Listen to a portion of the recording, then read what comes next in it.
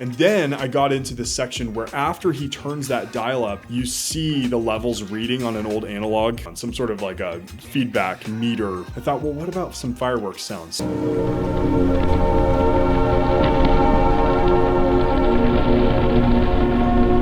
I think the fact that we're doing so much sound design that sounds good over just stereo speakers, it's so cool that he's wearing headphones in here, because I think it just shows the detail of the sound and the detail of the experience that he's thinking through providing, right?